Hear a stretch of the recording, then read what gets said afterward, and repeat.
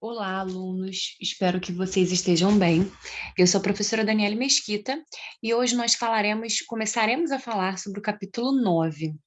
O capítulo 9 vai falar sobre a Semana de Arte Moderna e também sobre a primeira geração do modernismo, beleza? Então vamos lá. Esse capítulo é bem grande, então ele vai ser dividido em algumas partes. Vamos começar a falar então sobre a Semana de Arte Moderna, que aconteceu em 1922. Então, como sempre, nós começamos a falar sobre o contexto histórico. O início do século XX foi um período de grandes mudanças no campo das artes. Se foi, né? Na Europa, os prenúncios de guerra e a própria Primeira Guerra Mundial alteraram a forma de se pensar. Então, a gente tem a Primeira Guerra que começa em 1914 e vai até 1918, e a gente tem a Segunda Guerra que começa em 1939 e vai até 1945, né?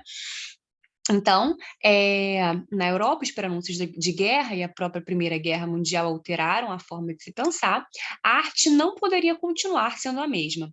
Surgiram, então, diversos movimentos artísticos que visavam romper tudo o que representasse o tradicional na arte.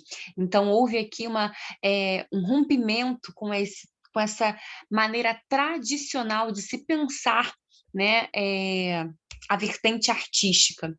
Começaram a nascer, a partir dessas vanguardas, novas interpretações sobre a realidade. Então, temos aqui a Semana de Arte Moderna, né, que aconteceu em São Paulo em 1922. Catálogo da Exposição de Artes Plásticas da Semana de Arte Moderna, por Di Cavalcante. Nascia o modernismo brasileiro, movimento de ruptura com a tradição. No país, então, eu falei para vocês, né? Ah, não, foi para outra série. Mas digo aqui, nós estávamos trabalhando, né, com a outra turma, com a outra série, o barroco. E aí eu falei que é lógico que o professor deseja que o aluno lembre de tudo aquilo que ele falou, mas como, né, os assuntos eles vão sendo depreendidos muitas vezes aos poucos, porque são muitos conteúdos, são muitas matérias, eu falei, gente, se vocês ficarem com uma palavra de barroco, que essa palavra seja conflito, dualidade. E se vocês forem pensar nesse momento em uma palavra, pensem em ruptura, né? Então, continuando. Nascia o modernismo brasileiro, um movimento de ruptura com a tradição. No país, a ideologia de liberdade foi o caráter principal de influência na própria estética da arte. Tal fato teve como data de início 13 de fevereiro de 1922, com a Semana de Arte Moderna que deu o que falar, né, realizada no Teatro Municipal de São Paulo. Antes desse marco, porém, diversos acontecimentos colaboraram para que essa semana acontecesse. Em 1912, o jovem Oswald de Andrade chega ao Brasil de uma viagem à Europa. Então, as ideias, elas vinham, né, da Europa, trazendo as ideias acerca das novas artes. Lembremos que ocorre nas duas primeiras décadas do século XX o desenvolvimento da maioria das vanguardas. E nós falamos sobre as vanguardas há pouco tempo, né? Futurismo, dadaísmo, surrealismo. Tais ideais foram divulgadas por ele em diversos jornais de São Paulo, porém sem grande simpatia do público. O momento de propulsão que fez com que em 1922 o modernismo se elevasse aos céus aconteceu no ano de 1917, com a exposição de quadros de Anita Malfatti, que voltava de seus estudos sobre artes feitos na Europa e nos Estados Unidos. A princípio, o público acostumado somente com a arte realista tomou um choque, né? Então, essa semana de arte moderna, ela causou grandes impactos, né? Mas mesmo assim, algumas obras da pintora foram compradas. Entretanto, dias depois, o crítico de arte do jornal O Estado de São Paulo, Monteiro Lobato, publicou o artigo Paranoia ou Mistificação, fazendo severas críticas à mostra da artista, revelando conservadorismo artístico, gente, isso aqui deu o que falar, né? Monteiro Lobato não gostou. E desconhecimento sobre arte moderna. Os leitores que confiavam plenamente nas opiniões de Lobato reagiram imediatamente, devolvendo os quadros da pintora. A Anitta sofreu até uma tentativa de agressão, gente. Outros acontecimentos prenunciaram também o nascimento da nova estética. As estreias de 4 jovens escritores que, apesar de ainda apresentarem certa identificação com o parnasianismo, né, que é aquela escola literária que trabalha com arte pela arte, né, a linguagem é muito rebuscada, e tem como expoente Olavo Bilac, né, e o romantismo, que é aquela escola literária que é dividida em 3 gerações. A primeira é chamada de indianista ou nacionalista, a segunda de ultrarromântica ou mal do século, e a terceira de condoreira, né? Já demonstravam que a literatura não era mais a mesma, que algo diferente estava surgindo. Mário de Andrade, com Há uma gota de sangue em cada poema, Guilherme de Almeida, com Nós, Manuel Bandeira, com Cinza das Horas, e Menotti Del, aí vou pronunciar errado, com Juca Mulato. Apareceram como quatro estimulantes promessas da literatura modernista. O ponto culminante para a Semana de Arte Moderna vir a se tornar realidade foi quando os jovens modernistas, chamados de futuristas na época, né, nós falamos sobre o futurismo há algumas semanas, que é uma vanguarda europeia, né, conheceram o suíço Victor, convidado para realizar o desenho do monumento às bandeiras em São Paulo no ano de 1922, que foi recusado pelo patrocínio oficial por ser muito moderno para o gosto da época. Alguns anos depois, esse monumento acabou sendo erguido e se tornou então símbolo da arte modernista no Brasil. Então aqui temos uma foto dele. Vitor, 1984, 1955. O suíço, né? Aqui, ó, monumento às bandeiras de Victor em granito, São Paulo, Parque do Ibirapuera.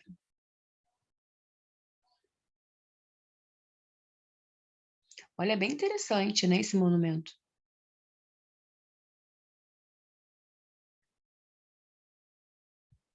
Então vamos lá, vamos falar sobre a semana.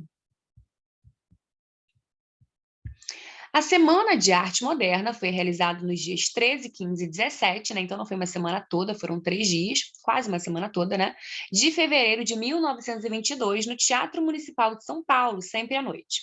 Não se sabe exatamente quem foi o seu idealizador, porém sabe-se, né, que Oswald de Andrade e Mário de Andrade foram os principais nomes, sendo este o grande teórico do modernismo. Então este, né, está fazendo referência aí a Mário de Andrade. Um recurso coesivo.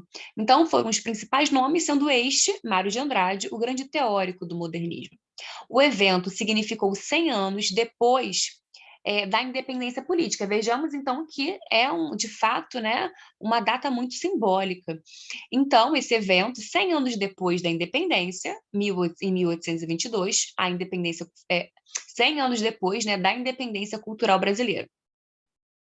E, gente, esse evento significou 100 anos depois da independência política, 1822, a independência cultural brasileira, né? Então, esse evento da Semana de Arte Moderna significou a independência cultural depois de 100 anos da independência política. Teve como objetivo romper, então, né, olha o verbo aí de novo, teve como objetivo romper com a tradição no campo das artes, na literatura, nas artes plásticas e na música, e pôr o público a par do que era a arte moderna, ou seja, apresentar um panorama geral da nova estética. Esse evento simbolizou a afirmação dos princípios da arte moderna do Brasil. Então, olha só, aqui temos Teatro Municipal. Amanhã, 17 de fevereiro, 8 e último grande festival da Semana de Arte Moderna, com o concurso de Vila Lobos.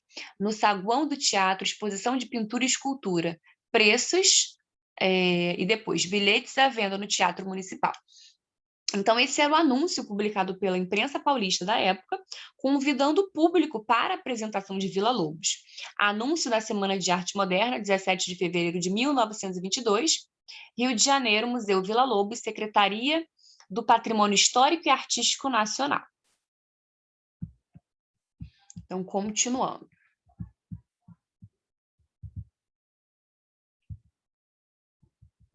Para realizar esse evento, né, o Teatro Municipal de São Paulo foi alugado e nele foram realizadas conferências, recitais, leituras e exposições.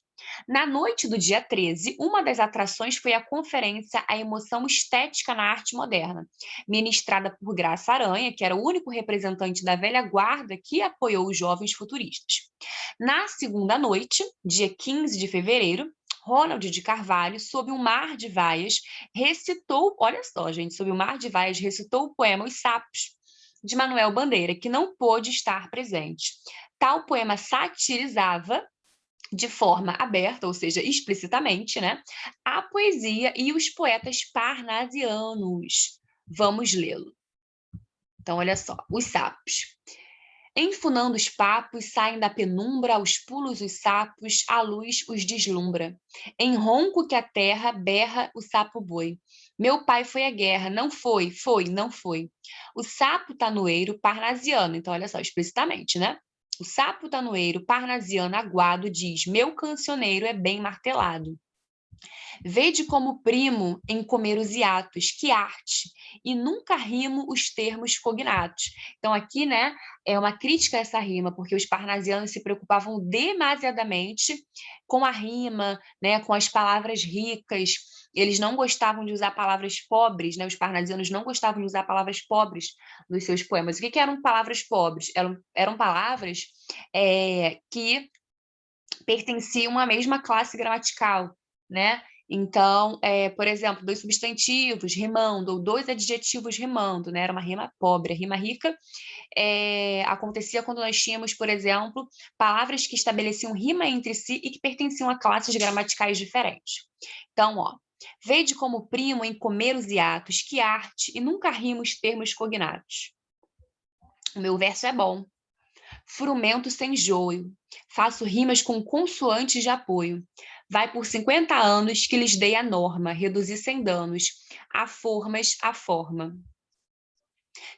Clame a saparia, em críticas céticas, não há mais poesia, mas há artes poéticas. Urra o sapo boi, meu pai foi rei, foi, não foi, foi, não foi. Brada em um assomo, o sapo tanoeiro. A grande arte é como lavor de joalheiro. Então, né, de Manuel Bandeira, Antologia Poética, uma crítica explícita aqui aos parnasianos, né, que apresentavam como lema a arte pela arte. Né? Então, havia uma preocupação com as rimas, havia uma preocupação com a seleção vocabular.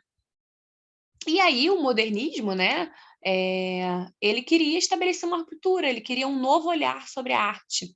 Tanto é que a gente ainda vai falar sobre isso, mas a gente vai ter aqui o verso branco, né? O que é um verso branco? É um verso que não se preocupa com a rima. Então, vejam que o modernismo ele vai propor exatamente o contrário do que os parnasianos retratavam, né? Eles se preocupavam demasiadamente com as rimas. E aí, aqui, né, no modernismo, não vai haver uma preocupação excessiva, o que não quer dizer que não vá acontecer, que não vá haver poetas e poetisas que vão usar rima, vão usar sim, né? A gente vai ver isso em Cecília Meirelles, por exemplo, que faz parte do modernismo, mas isso não vai ser tão forte, né? Na verdade, vai haver uma mistura. A gente vai ter poetas que vão estabelecer, sim, rima, né, nas suas poesias, mas na maioria das vezes essa rima não vai estar tão presente. Isso não vai ser forte aqui no modernismo, não, tá? Porque o modernismo ele propunha outras questões, né? Então, beleza.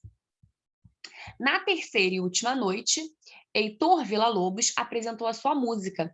Ao entrar, o público percebeu que em um dos pés ele calçava um chinelo.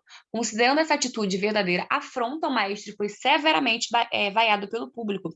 Tempos depois, Villa-Lobos explicou que aquilo nada tinha a ver com a arte moderna, e sim com uma infecção no pé devido a um calo. Olha, gente, né? As pessoas são demais. As pessoas tiram muitas conclusões precipitadas. Então, vamos lá. Principais participantes. No campo da literatura, os participantes foram Oswald de Andrade, Mário de Andrade, Graça Aranha, Ronald de Carvalho, Menotti Ai, gente, não sei se estou pronunciando certo. Menotti, Guilherme de Almeida e Sérgio Millet. Nas artes plásticas, os principais participantes foram Anitta e Di Cavalcante. Na música, destacam-se Vila Lobos e Guiomar Novaes. Importância. Com a Semana de Arte Moderna, temos o estabelecimento da fronteira entre passado e futuro na literatura brasileira. Ela foi fundada para pôr um fim à tradição, né, e romper, e para abrir novos caminhos na arte, né? Então, romper com essa tradição. Por meio das inovações formais, que tinham como base a liberdade excessiva total de criação, liberdade formal, liberdade linguística, liberdade temática, acontece nas artes do Brasil o fim de um imobilismo cultural de séculos. Porém, a importância fundamental da Semana de 22, como também é chamada, foi que não mais se buscava imitar a arte europeia, e sim construir uma arte própria, genuinamente brasileira. Por isso que, né, 100 anos depois da independência política, se teve a independência cultural, né, porque era uma literatura genuinamente brasileira e não copiada, né, da Europa. Mário de Andrade resume perfeitamente a importância da Semana de Arte Moderna. Direito permanente à pesquisa estética, atualização da inteligência artística brasileira e estabilização de uma consciência criadora nacional, nacionalismo. Essa palavra nacionalismo é bem importante. Então, modernismo na literatura, características gerais. Após 1922, com a Semana de Arte Moderna, a literatura brasileira nunca mais seria a mesma. Influenciados pelas vanguardas europeias surgidas no início do século XX, os artistas brasileiros conquistaram a total liberdade de expressão. Né? Como a liberdade de expressão é importante, né? A literatura do século XX, que genericamente chamamos de modernista, assume, em razão das possibilidades infinitas de criação, uma série de características em comum que permeiam, né, que fazem parte, que permeiam as obras de diversos artistas em várias décadas. Então, assim como o romantismo, o modernismo também vai ser dividido em gerações. Então, liberdade de expressão. Fundamental conquista da literatura modernista, a liberdade de expressão permitiu ao escritor utilizar-se das palavras da forma que bem entendesse. Não havia mais normas que predeterminassem o que é bom ou ruim, certo ou errado no processo de criação da obra literária. Tal característica também representava a separação definitiva da nova arte com as literaturas do passado. Houve uma ruptura, toda hora essa palavra aparece, né, com a tradição. Cotidiano. Uma das características da literatura modernista é a incorporação do cotidiano como temática. Então, o cotidiano vai fazer parte dessas poesias. Tal fato possibilitou a inserção de uma gama infinita de assuntos que agora mereciam ser retratados. Não só o que é sublime, né, o que é fantástico, o que é maravilhoso, no sentido, né, que é muito diferente. Não só o que é sublime deve obrigatoriamente se tornar objeto da literatura. O prosaico também ganha e assume seu espaço dentro do modernismo. Linguagem coloquial é a linguagem informal, né? Então, a liberdade de expressão teve como consequência a livre escolha dos temas literários. Com a valorização do cotidiano, a gente tem a linguagem cotidiana também, que é informal. Temos, consequentemente, a valorização da linguagem usada no dia a dia, a linguagem coloquial. Não se busca mais a palavra de difícil compreensão ou a frase de sintaxe complexa.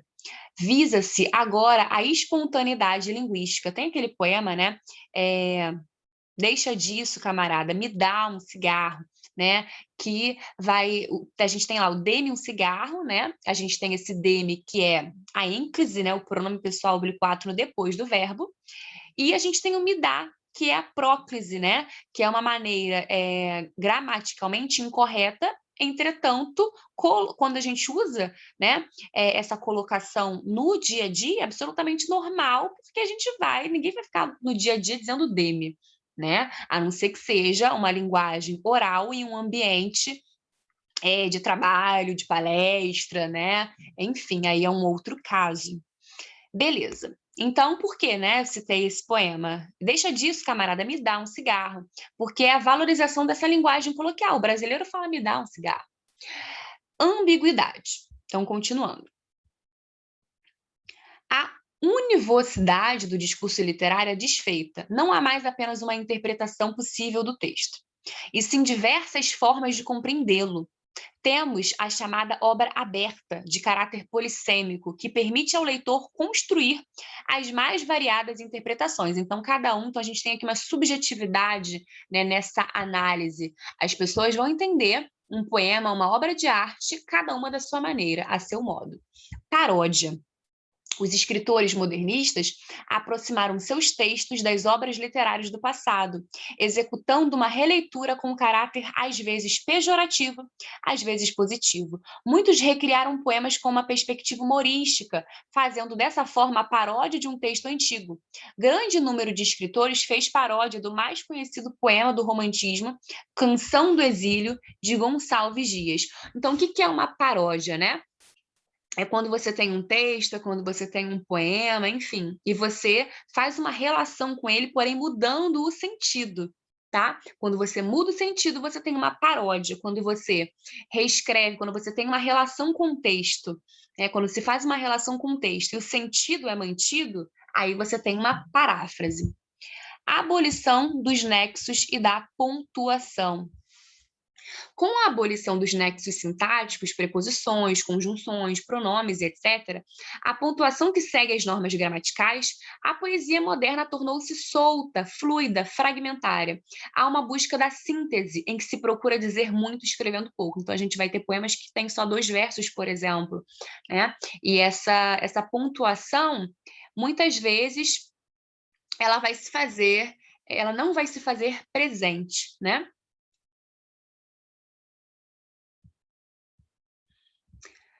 Enumeração caótica. A enumeração caótica é o acúmulo de palavras fazendo referências a objetos, seres e sensações de forma não lógica. Então, enumeração, né, se eu digo, vou comprar, 2 pontos, caderno, lápis, computador, tesouro, eu estou enumerando aquelas coisas que eu vou comprar, né? Então, enumeração caótica. A enumeração caótica é o acúmulo de palavras, né? Eu tenho várias palavras que estão fazendo referência a um objeto, ou estão fazendo referência a um ser, né? Ou estão fazendo referência a sensações de uma forma não lógica. Isso vai ficar claro quando a gente começar a falar sobre, a analisar esses poemas, né? E a perceber essas características neles. Fluxo de consciência. Clarice Lispector ama isso, eu sou fã da Clarice. É um monólogo interior posto no texto sem qualquer preocupação com normas ou ordem lógica. Busca-se, assim, imitar o pensamento de uma pessoa que não segue uma sequência lógica. Quando a gente está pensando, né, a gente pensa assim, hoje eu tenho que fazer isso, e não, amanhã. O nosso fluxo de consciência, né, ele não segue, ele muitas vezes não tem uma lógica, né? Busca-se, assim, imitar o pensamento de uma pessoa que não segue uma sequência lógica. O criador do fluxo de consciência no texto literário foi, não vou pronunciar esse nome para não pronunciar incorretamente, mas quem o consagrou foi o escritor inglês James Joyce, grande, né, grande escritor. Então temos aqui, ó, que alívio onde quer que seja teu vento despeja, quem sabe se aquela costela, ó, que alívio onde quer que seja teu vento despeja. Aí depois, ó, despeja, quem sabe se aquela costela de porco, olha só como o pensamento já mudou, que comi com minha xícara, depois estava boa, com calor, ou não cheirei nada. E o certo é que aquele sujeito afrescalhado agora já mudou. Na, na charuteria, um grande maroto. Eu espero que essa lamparina, olha só, não esteja fumegando para me encher, para me encher o nariz de fuligem. Ou seja, gente, nosso fluxo de consciência ele é muito engraçado, né? As informações, a gente pensa uma coisa, depois pensa em outra, depois pensa em outra, depois pensa em outra. Enfim, então temos aqui um monólogo da personagem Molly Bloom, em Ulisses, de James Joyce. Queridos, esse capítulo é bem grandão, né? Então, na nossa próxima semana, na nossa próxima aula, nós iremos falar sobre os movimentos primitivistas. Então, vamos falar sobre o pau-brasil, antropofagia, nosso Enem adora esses assuntos verde, amarelo e anta. Aí temos aqui, ó, modernismo primeira geração. Ó, esse foi o poema que eu tinha falado. Dê-me um cigarro, diz a gramática do professor e do aluno e do mulato sabido. Mas o bom negro e o bom branco da nação brasileira dizem todos os dias, deixa disso, camarada, me dá um cigarro. Então, dê-me um cigarro, diz a gramática, né? Mas o bom Cadê onde é que estamos aqui? Mas o bom negro, o bom branco da nação brasileira, dizem todos os dias, me dá um cigarro. Então, me dá um cigarro, né? Aqui a gente tem essa linguagem mais cotidiana, né?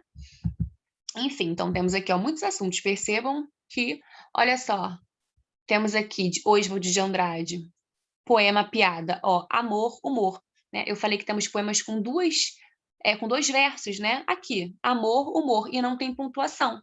Temos apenas, né, o substantivo amor, depois o substantivo humor, e esse poema se encerrou aqui. Um poema com dois versos e sem pontuação, né? Então, gente, esse capítulo é bem grande e bem importante, tá? Então, voltando, na próxima semana, na próxima aula, né, nós começaremos aqui falando sobre movimentos primitivistas pau-brasil 1924. Queridos, é sempre um prazer estar com vocês. Boa semana, bons estudos. Espero que vocês estejam compreendendo a matéria. Espero que vocês estejam com saúde, seus familiares, seus amigos e até a nossa próxima semana. Fiquem com Deus.